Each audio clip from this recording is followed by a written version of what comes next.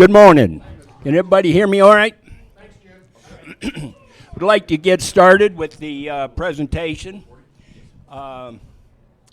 Dave, you can get, there we go. History of ham licensing. This is all done on PowerPoint. As the next one,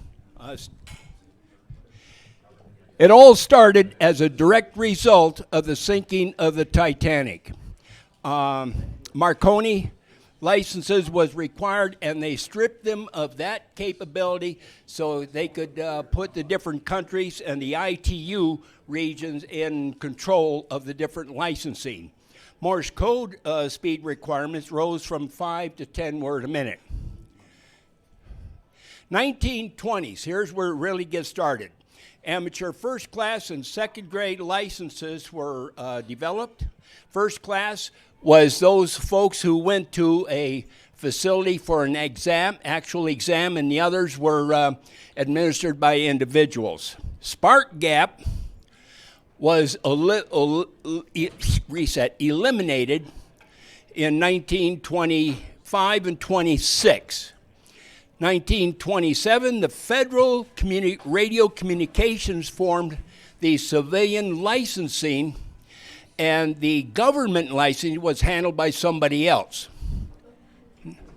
1927, up until this moment in time, the hams were making up their own call signs. For instance, Hiram Percy was 9A2 or something like that. But all the different countries had their own prefixes, their own call signs. Nobody had anything that was standardized. The ITU fixed that in 1927 and issued the U.S. 4 letters to begin all their call signs with. Now, you notice it has the letter A.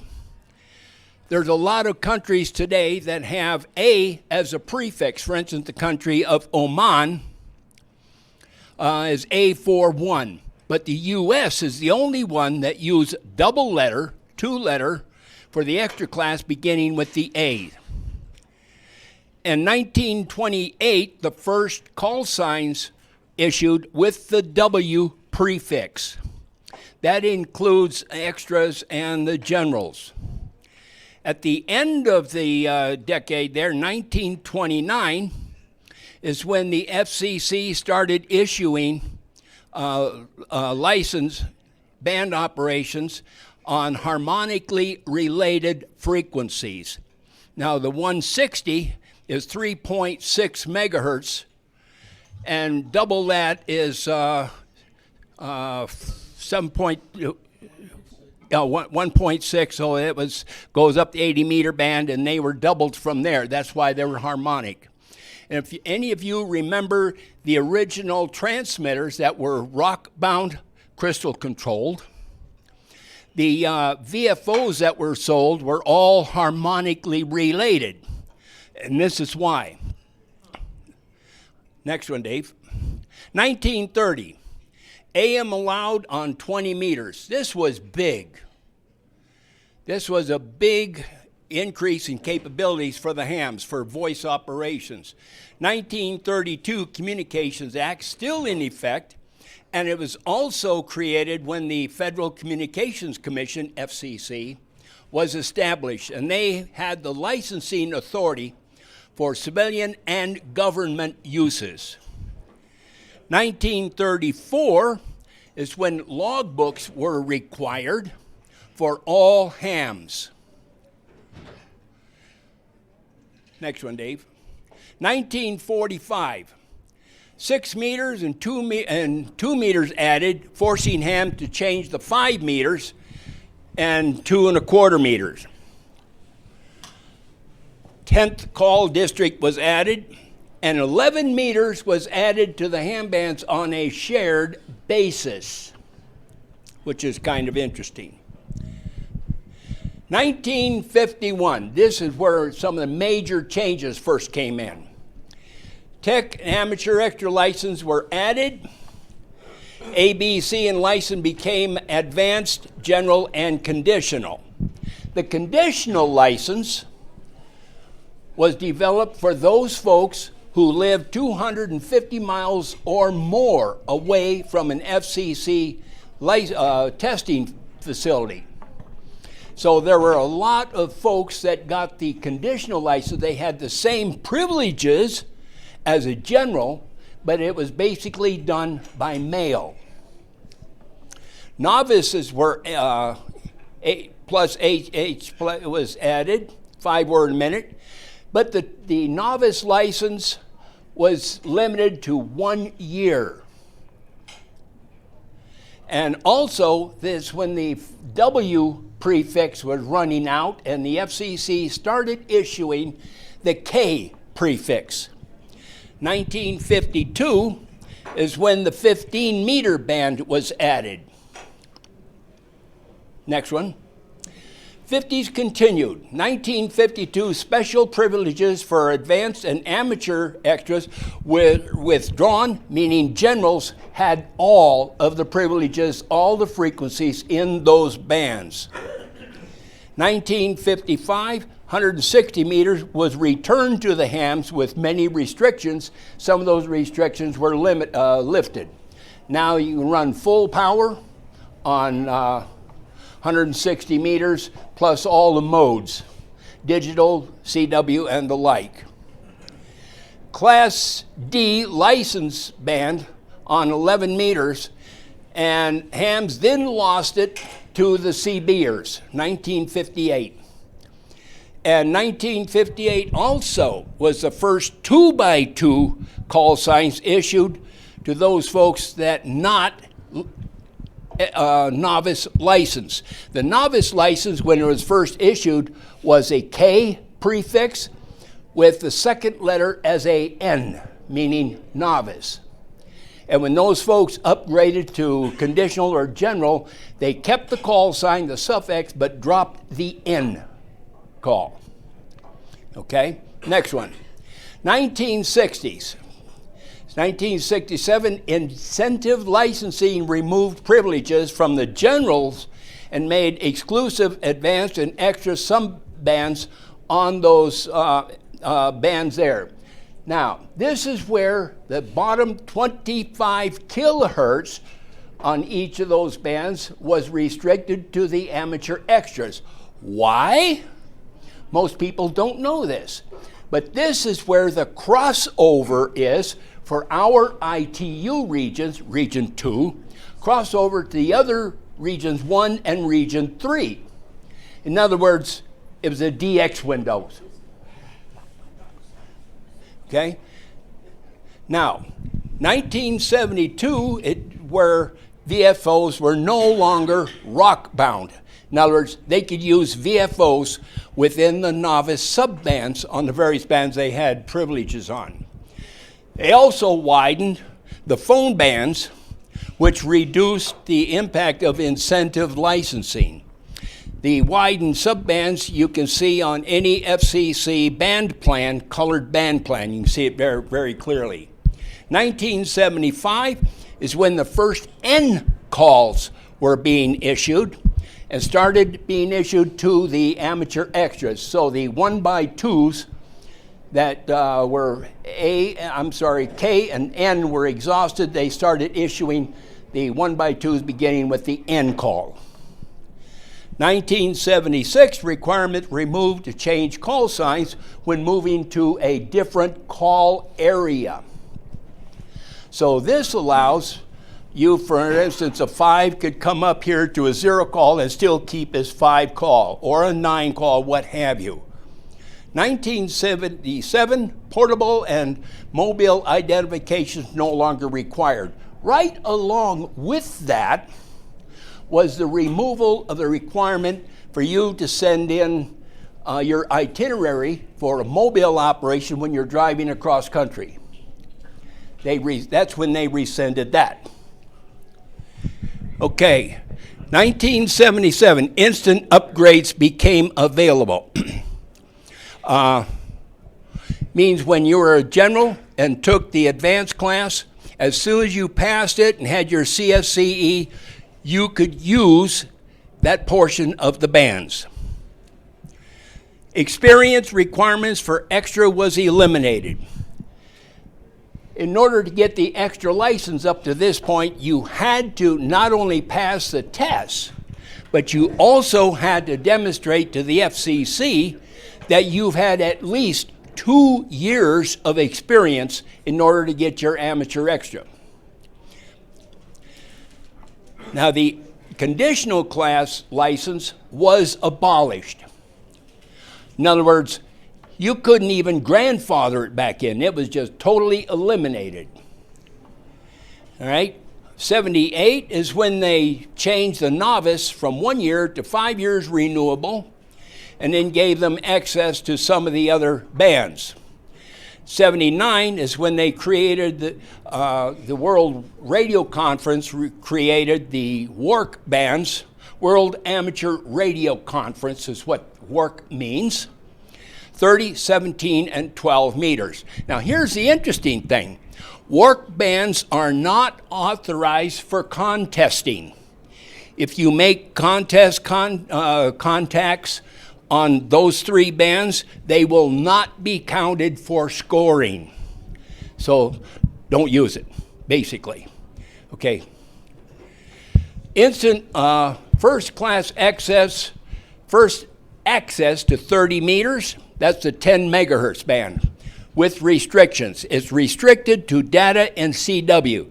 In other words, FT4, FT8, PSK 31, and all of those, the data and also CW. Say again? No voice. No voice. Just data and CW on 30 meters. 1983, amateur radio operators no longer required to keep a log. Boy, and that pleased a whole lot of people, believe me. 1983 also, the 2,000 watt input rule was replaced by the 1.5 kW peak output measured at the amplifier. A lot of bands, a lot of the modes gained, but AM lost some of their power because AM is peak envelope power. 1984, license terms expanded to 10 years.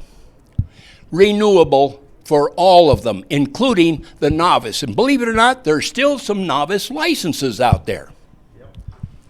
Okay, next one. 1980s continued, launch of the VEC program. Do you know who was the prime mover for the VEC program? That was Barry Goldwater, K7UGA.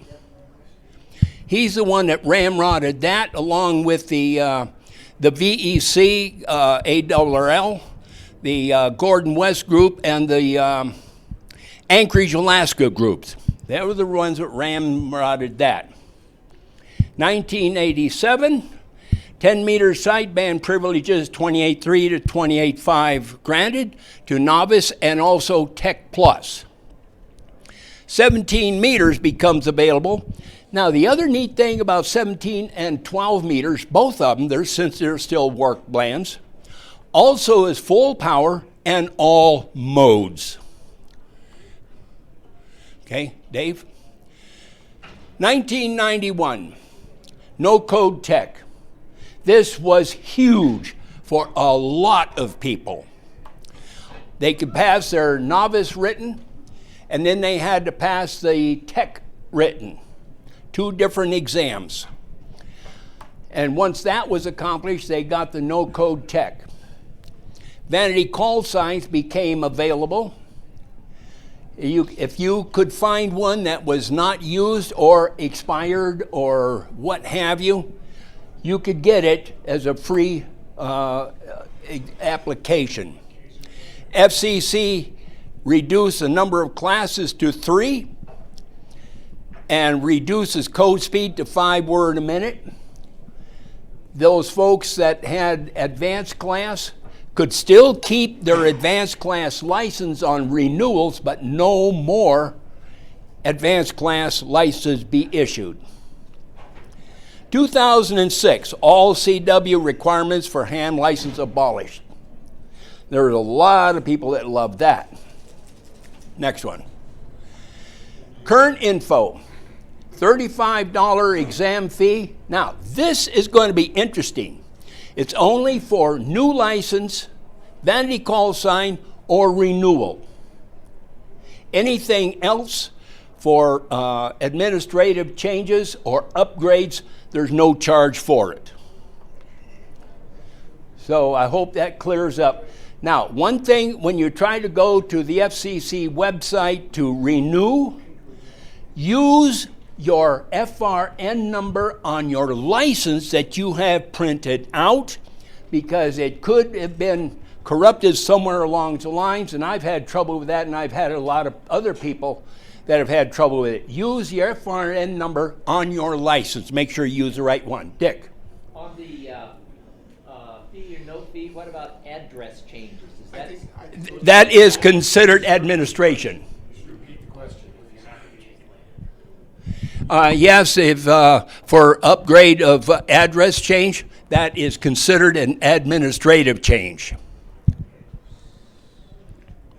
Okay, does anybody have any other questions on anything that I've covered? Yeah. Yes?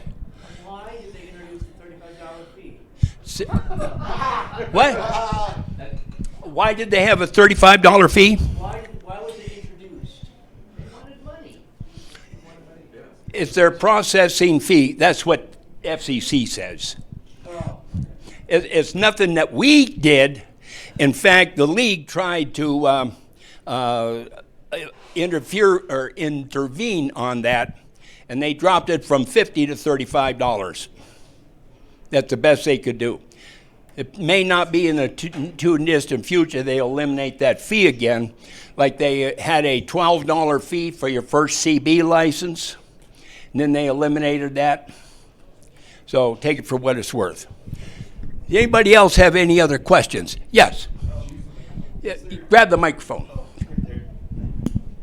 It was 10-meter tech privileges added like 15 years ago or something. 1965, I think, is when they dated it back. If you had a tech or a tech plus prior to that, then you could send in your application at a VE test session with proof that you were licensed back then, and they will send it in to the FCC for consideration to upgrade to the general class. Okay, interesting. Thank you. Does that answer your question? I was just thinking that tech got granted a sliver of HF. I wasn't sure. You can operate, say, 28.3 to 28.5. Oh, that's cool.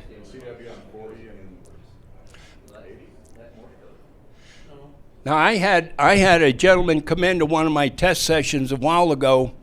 He had proof that he had an old conditional class license.